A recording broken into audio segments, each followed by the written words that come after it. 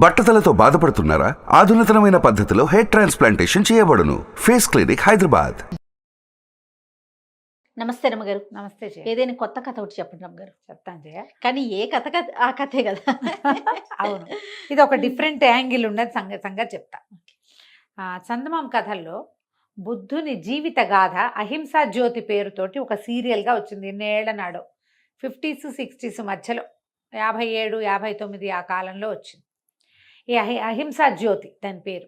బుద్ధుని గాథలు దాని నిండా ఆయన జీవిత చరిత్ర మొత్తం.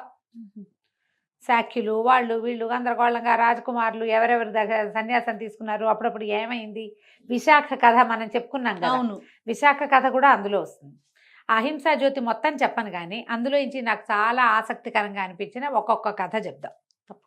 ఈ అహింసా జ్యోతి మనం బౌద్ధ జాతక గాథలు ఎట్లా చెప్తాం, అవును, అట్లాగే ఈ అహింసా జ్యోతిలో నుంచి కొన్ని కథలు చెప్తాం. ఇవాళ అంటే యాక్చువల్గా ఇది మొదటి భాగంలో ఏం కాదు, మధ్యలోది ఏదో అలా నచ్చింది నాకు ఆ కథ. శుద్ధోధనుడు వాళ్ళ కాలంలో, తర్వాత కాలంలో కాలవలి అని ఒక పనివాడు ఉండేవాడట రాజస్థానంలో.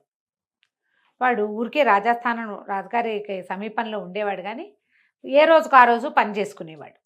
అతని భార్య భలే బుద్ధిమంతురాలు, ఆ కాలవలి భార్య. అయితే ఏమైందట, ఒక 2 రోజులు అతనికి ఏ పని దొరకలేదు. దొరకపోయేసరికల్లా సరే భార్య ఏం చేసిందట, అంబలి కాచుకునేదిట.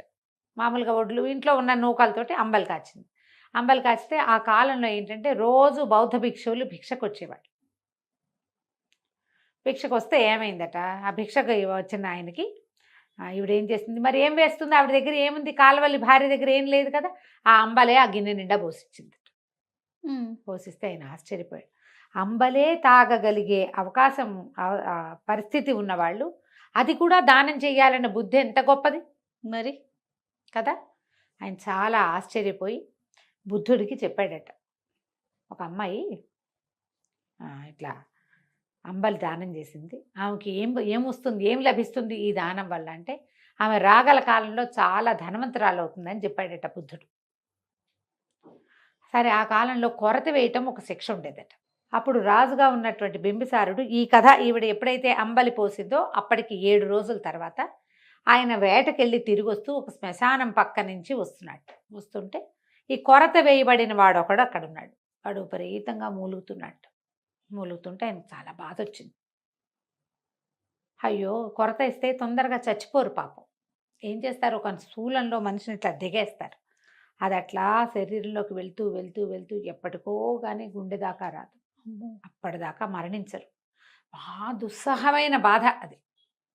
అయితే ఈయన ఒక హృదయం ద్రవించి ఇంత కష్టసాధ్యమైన చావులో వీడికి మరణం రావటం లేదని, నాయనా నా వల్ల కావాల్సిన సహాయం ఏదైనా ఉందా అని అడిగితే అడన్నట్ట, రాజభవనం నుంచి భోజనం పంపించు రాజా, నాకు అన్నం తినాలనుందని చెప్పాడు.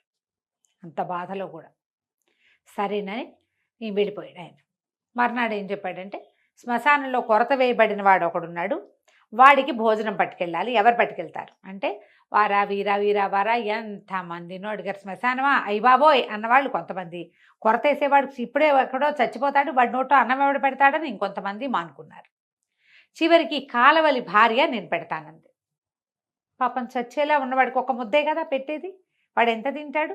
సరే అక్కడి నుంచి రాజుగారి వంటశాల నుంచి భోజనం పంపించారు. ఈ కాలవలి భార్య ఆ భోజనం మోసుకెళ్తుంది. ఇది రాత్రిపూట వెళ్ళాలి.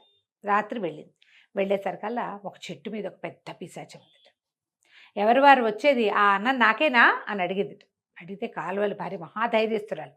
ఆవిడేం చెప్పింది ఆ పిశాచానికి, కాదు ఇది కొరత వేయబడిన జీవించి ఉన్న ఒక మనిషి కోసం నేను తీసుకెళ్తున్నాను.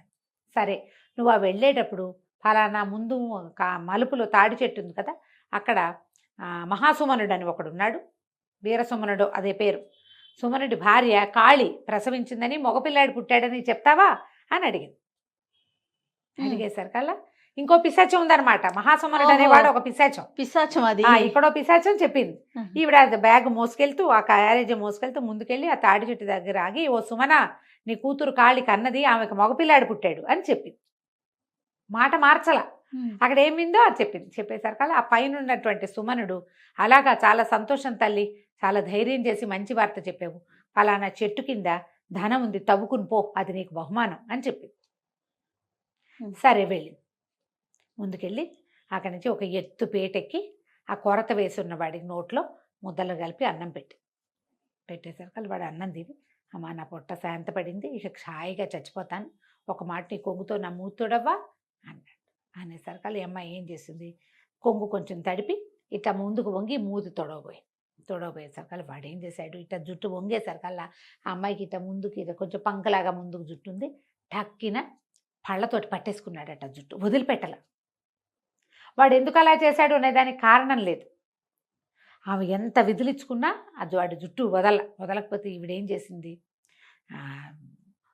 ఒక బొడ్లో ఒక కత్తి లాంటిది పెట్టుకుని వెళ్ళింది. మామూలుగా ఎక్కడికైనా వెళ్ళేటప్పుడు పెట్టుకుంటారు కదా, ఆ బొడ్లో నుంచి కత్తి తీసి జుట్టు ఇట్ట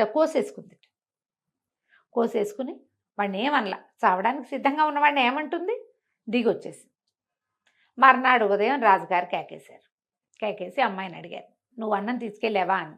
తీసుకెళ్ళినందుకు బహుమతి ఇవ్వాలి. నువ్వు అన్నం పెట్టామని గ్యారంటీ ఏమిటి నాకు? వాడేమో తెల్లారేసరికి చచ్చిపోయాడు, కొరతేస్తున్నవాడు. వాడు ఇక బతికుంటాడు కదా, అన్నం తిని చచ్చిపోయి ఉంటాడు. మరి ఏ సాక్ష్యం చెప్తారు, ఎవరు సాక్ష్యం చెప్తారంటే, అయితే ఓ పని చేయండి, ఆ చచ్చిపోయిన వాడి నోట్లో, కొరతేసిన వాడి నోట్లో నా జుట్టు ఉంది, ఇదిగోండి కత్తిరిచ్చారు చూడండి, ఈ ముక్క వాడి నోట్లో ఉంది.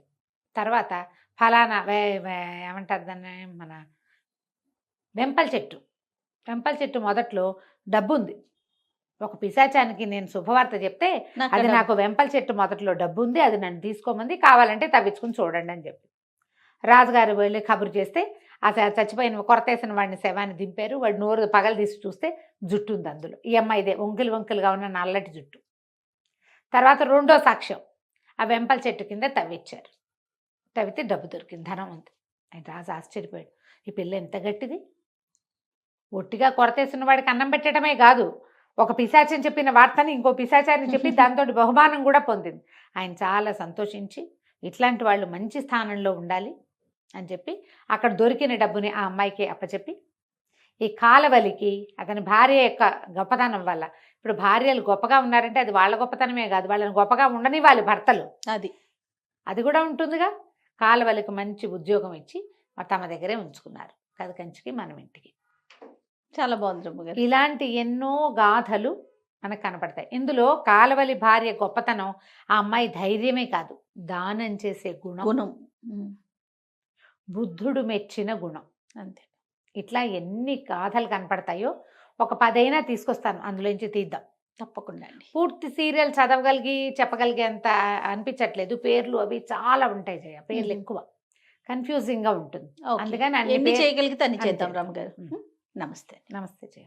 సుమన్ టీవీలో మీ పర్సనల్ అండ్ బిజినెస్ ప్రమోషన్స్ కోసం కింది నెంబర్కి కాంటాక్ట్ చేయండి.